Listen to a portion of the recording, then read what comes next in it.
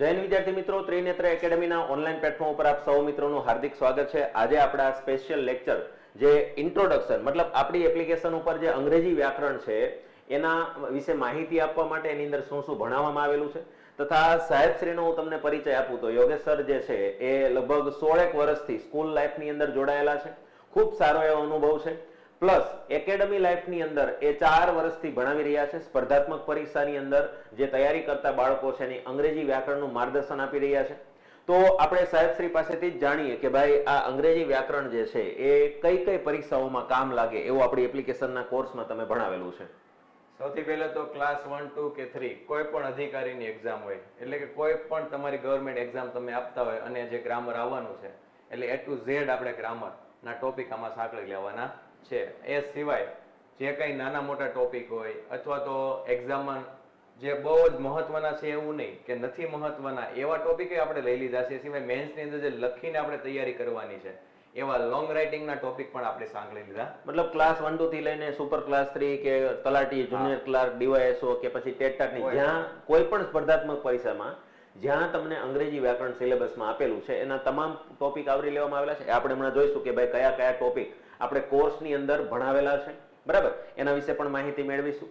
તો સાહેબને જ આગળનો દોર આપીએ કે ભાઈ આપણને સમજાવે કે આ કોર્સની અંદર તમને શું શું મળવાનું છે, કયા કયા ટોપિક ભણાવવામાં આવેલા છે, કેવી રીતે ભણાવવામાં આવેલા છે, આ બધી જ માહિતી તમને સાહેબ આપી દેશે, બરાબર. તો આપણે વાત કરીએ પહેલા તો કેવી કેવી એક્ઝામ, તો તમામ પ્રકારની આપણે કહી દીધી એટલે બધું આવી ગયું, એમાં કોઈ બાકી જ નહીં રહે. જેમાં અંગ્રેજી ગ્રામરનો કોઈ પણ એક વિભાગ આપવામાં આવે છે એ તમામ પ્રકારની એક્ઝામ અહીં આવી ગઈ. આ બધી જ એક્ઝામ પછી એ જીપીએસ યુપીએસસી લેવલની ક્લાસ 1, 2 કે 3 કોઈ પણ અધિકારી, ડીવાયએસઓ હોય, ક્લાર્ક હોય, કોઈ પણ હોય, ઓલ ગવર્મેન્ટ એક્ઝામમાં પૂછાતો આપણું ગ્રામરથી અહીં સાંકળી લેવામાં આવ્યું છે. કેવા ટોપિક આપણે લીધેલા છે તો A to Z, જેમ કે સેન્ટેન્સ, વાક્ય કેમ બને, કોઈ પણ સિમ્પલ વાક્ય રચના, સાદી વાક્ય રચના છે, પ્રશ્નાર્થ વાક્ય રચના છે, ઉદ્ગાર વાક્ય રચનાઓ છે, કેમ બનાવવામાં આવે છે એ વાક્ય રચનાઓ બનાવવાની આપણે વિડીયો લેક્ચર જોશું. નાઉન કે વાક્યની અંદર નાઉન જ્યારે આપણે યુઝ કરીએ છીએ તો નાઉનના કેટલા પ્રકાર છે, કેવા પ્રકારના નાઉન આવી શકે, નાઉનની આગળ આર્ટિકલ ક્યારે મૂકવો ન મૂકવો, એકવચન બહુવચનના નાઉન. ત્યાર પછી પ્રોનાઉન્સ એટલે નાઉનની જગ્યાએ, નામની જગ્યાએ વપરાતા પ્રોનાઉન્સ એટલે સર્વનામો, જેમાં આપણે I, we, you, they, it નો યુઝ કરતા હોઈએ છીએ. ઓકે, તો પ્રોનાઉન્સના આપણે વિડીયો લેક્ચર ભરશું. એડજેક્ટિવ્સ એટલે વિશેષણો, વિશેષણ એટલે વિશેષતા બતાવે કોઈ સજીવ કે નિર્જીવની.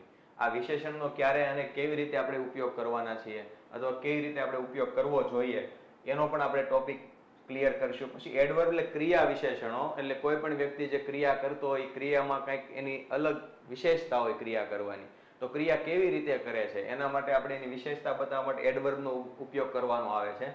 તો એડવર્બને લગતો ટોપિક આપણે સોલ્વ કરવાનો છે. પછી એ એન્ડ ધ આર્ટિકલ્સની વાત કરીએ તો એ એન્ડ ધ આર્ટિકલ્સનો ઉપયોગ આપણે ક્યારે અને કેવી રીતે કરવાના છે એને પણ આપણે ડીપમાં શીખવાનું છે. પ્રેપોઝિશન્સ એટલે કે કોઈ પણ સમય કે કોઈ પણ સ્થળ હોય એને બતાવવા માટે એની આગળ જે શબ્દો મૂકવામાં આવે એને પ્રેપોઝિશન કહેવાય. પોઝિશન બતાવે સમય કે સ્થળની, એની આગળ મુકાય એટલે પ્રે, એટલે એની ઉપરથી બની ગયું પ્રેપોઝિશન્સ.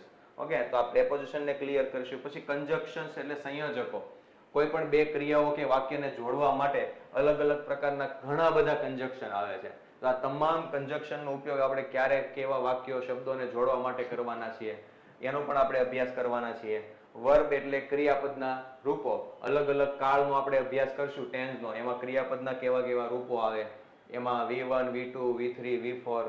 ઓકે, તો આ ક્રિયાપદના રૂપ અને ટેન્સનો આપણે અભ્યાસક્રમ, કાળના અલગ અલગ જે કઈ પ્રકારો છે તમામ ડીપમાં આપણે અભ્યાસક્રમ કરશું અને દરેક કાળની બધા જ પ્રકારની વાક્ય રચનાઓ ક્લિયર કરવાની છે. પછી એક્ટિવમાંથી પેસિવ વોઇસ, કાળ શીખ્યા પછી એક્ટિવ પેસિવ વોઇસ સૌથી મહત્વની વસ્તુ કહેવામાં આવે છે એને. તો પેસિવ એટલે કર્મણી, કર્તરી અને કર્મણી વાક્ય રચના જેને કહેવાય. કે એક્ટિવ અને પેસિવનો તફાવત શું છે, કોને એક્ટિવ કહેવાય, કોને પેસિવ કહેવાય, એક્ટિવની વાક્ય રચના કેવી હોય એ તો આમાં તમને ખબર પડી જશે, પણ પેસિવની વાક્ય રચના કઈ રીતના બનાવવાની છે એ પણ આપણે વ્યવસ્થિત અને શાંતિથી અભ્યાસ કરવાનો છે. ત્યાર પછી ઇનડાયરેક્ટ સ્પીચની વાત કરીએ તો બે વ્યક્તિ જ્યારે વાત કરતા હોય એકબીજા સાથે ડાયરેક્ટ સ્પીચ હોય, પણ જ્યારે એની જ વાતચીતને કોઈ ત્રીજો વ્યક્તિ રજૂ કરવા જાય, બે વ્યક્તિની વાતચીતને ત્રીજો વ્યક્તિ વાત પૂરી થઈ ગયા પછી ત્રીજા વ્યક્તિ દ્વારા રજૂ થાય તો એને ઇનડાયરેક્ટ સ્પીચ કહેવાય.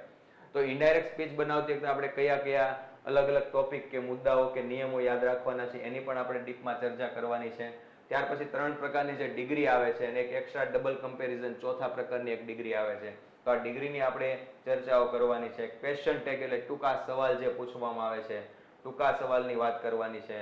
મોડલ ઓક્ઝિલરીઝની વાત એટલે કે સહાયકારક ક્રિયાપદો જે can, should, may, must, might નો યુઝ થાય છે એની વાત કરવાની છે. જે જરંડ અને પાર્ટિસિપલ્સ એટલે કૃદંત, વર્તમાન અને ભૂત કૃદંતની આપણે વાત કરવાની છે. ઘણી બધી બ્લેન્ક્સ પરીક્ષાઓમાં પૂછાતી હોય છે કૃદંતની. તો ક્યારે વર્તમાન કૃદંત, ક્યારે ભૂતકાળની કૃદંતની વાક્ય રચનાઓની આપણે બ્લેન્ક્સ પૂછાય, કેવી રીતના એને ઓળખવી, કઈ રીતના એને ખાલી જગ્યા આપણે કમ્પ્લીટ કરવી, એની કેવી નિશાનીઓ હોય છે, સરળતાથી અમને ખ્યાલ આવે એનું પણ આપણે અભ્યાસ કરવાનો છે. WS સવાલની તમને ખ્યાલ જ હોય કે કોઈ પણ આપણે કોઈ માહિતી ઇન્ફોર્મેશન જાણવી હોય તો WS સવાલ વડે જ ઇન્ફોર્મેશન આપણે જાણી શકીએ. તો આ WS ક્વેશ્ચન્સ કેટલા પ્રકારના આવે અને કઈ રીતે બનાવવા કાળ પ્રમાણે એની આપણે ચર્ચા કરશું. કન્ડિશનલ વાક્યો એટલે શરતી વાક્યો, આ સિવાયના શરત પરિણામની જેમ કારણ પરિણામ વાળા વાક્યો આવે છે. આ પ્રકારના વાક્યો એટલે ટૂંકમાં ફંક્શનલ ગ્રામર જેને કહેવામાં આવે. તો આવા આપણે ફંક્શનલ ગ્રામરને આધારે કન્ડિશનલ વાક્યની ચર્ચાઓ કરવાની છે. જમ્બલ પાર્ટ્સ એટલે આડાઅવળા જે વાક્ય છે એના અલગ અલગ પાર્ટ્સને આડાઅવળા ગમે વાવાઝોડો એમ બધું કેમ વિખાઈ જાય, એમ વિખાઈ ગયું પાછું આપણે કેમ વ્યવસ્થિત કરી દઈએ, તો એમ આડાઅવળા વાક્યના શબ્દોને આડુંવળું કરીને બધું આપી દીધું હોય તમને. હવે તમારે એને એક પછી એક વાક્ય રચના પ્રમાણે એટલે સેન્ટેન્સ આપણે શીખીએ એના આધારે આપણને ખબર પડે કે આ વાક્યને કેમ ગોઠવવું. તો જમ્બલ પાર્ટને ગોઠવીને સિમ્પલ સેન્ટેન્સ બનાવતા આપણે શીખવાનું છે. પછી કોમ્પ્રેહેન્ઝન એટલે પેરેગ્રાફ વાળા સવાલ જવાબ પૂછાય છે પરીક્ષામાં. તો પેરેગ્રાફ પૂરતી કઈ રીતના સવાલ જવાબને આપણે સોલ્વ કરવા એની પણ આપણે ચર્ચાઓ કરીને વિડીયો લેક્ચરમાં અભ્યાસ કરવાનો છે. આ સિવાય જે મેઇન્સ એક્ઝામમાં રાઇટિંગ સેક્શન પૂછાય છે, લોંગ રાઇટિંગ જેને આપણે કહીશું, લોંગ રાઇટિંગ, લાંબા લખાણ વાળા જે સવાલો પૂછાય છે, જેની અંદર application writing, email writing, report writing, speech writing, તો આ કોઈ પણ પ્રકારનું લોંગ રાઇટિંગ છે ને એને પણ આપણે ક્લિયર કરી નાખવાનું છે. MCQ તો ક્લિયર કરવાના જ છે, સાથે સાથે મેન્સની અંદર આવતું લોંગ રાઇટિંગ પણ આપણે ક્લિયર કરવાનું છે. ઓકે, તો આટલા ટોપિક આપણે આપણા વિડીયો લેક્ચરમાં અભ્યાસ કરીને કમ્પ્લીટ કરવાના છે. તો હવે તમને ખ્યાલ આવી ગયો છે લગભગ મોસ્ટ ઓફ તમારો કોઈ ટોપિક બાકી જ નથી રહેવાના.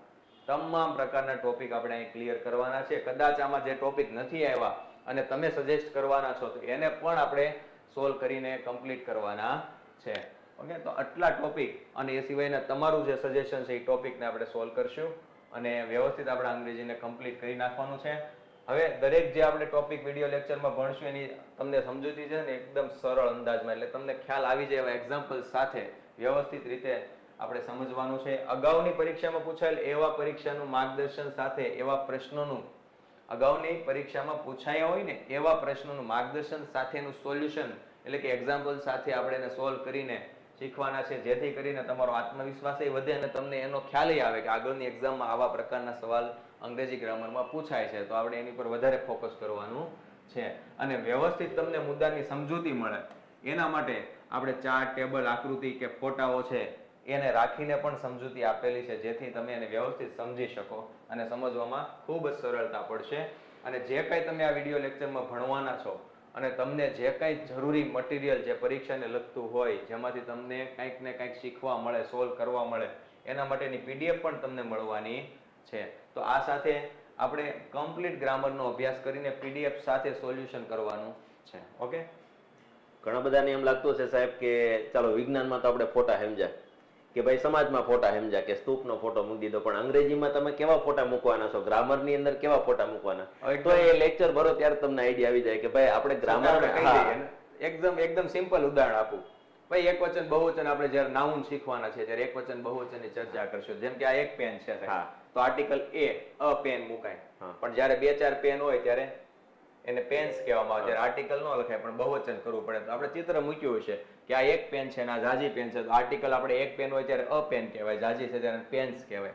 તો એને વધારે ખ્યાલ આવશે. મતલબ અંગ્રેજી વ્યાકરણ જેટલું અઘરું લાગે છે, આમ તો મને ખુદને મેં મારા લેક્ચરોમાં કીધું હશે સાહેબ કે ભાઈ અંગ્રેજી વ્યાકરણ શીખવું ને એટલે માથાનો દુખાવો એમ, પણ સાહેબનું અંગ્રેજી વ્યાકરણ ભણાવવાનું મારા રમૂજી અંદાજ કરતા વધારે અલગ ટાઈપનું છે કે ભાઈ એ આટલા વર્ષનો અનુભવ છે, તેને ખ્યાલ છે કે ઘણા બધા એવા છે કે જેને આપણે ગુજરાતી મીડિયમમાંથી જે છોકરાઓ આવે છે એને ખ્યાલ જ નથી હોતો કે અંગ્રેજી કેટલું સરળ છે. તો એકદમ સરળ સમજૂતી, અહીંયા જે સરળ સમજૂતી લખી છે ને એ તમને લેક્ચરો જોવો ને તો તમને આઈડિયા આવી જાય કે ભાઈ કેવી સરળ સમજૂતી છે, બરાબર. અને જો હવે આપણે વાત કરીએ તો આના વિશે કોઈ પણ વધારે માહિતી તમારે જોઈએ છે, બરાબર, તો આ નંબર પર તમે કોન્ટેક્ટ કરી શકો છો અને એપ્લિકેશનની લિંક તમને ડિસ્ક્રિપ્શનની અંદર આપેલી છે. એ ડિસ્ક્રિપ્શનમાં જઈને એપ્લિકેશન ડાઉનલોડ કરો. અને જો તમારે જાણવું છે કે ભાઈ સાહેબનો ભણાવવાનો અંદાજ કેવો છે, તો તમને ડેમો લેક્ચર પણ એની અંદર આપેલા છે. એ ડેમો લેક્ચર જો મજા આવે તો તમે આ કોર્સ પરચેસ કરો. બરાબર. દરેક સ્પર્ધાત્મક પરીક્ષામાં કામ લાગે આવું એક જ કોર્સની અંદર જો અંગ્રેજી વ્યાકરણ આવતું હોય તો મસ્ત મજાનો એક કોર્સ છે, જેની અંદર આપણે ટેસ્ટ પણ રાખવાની છે.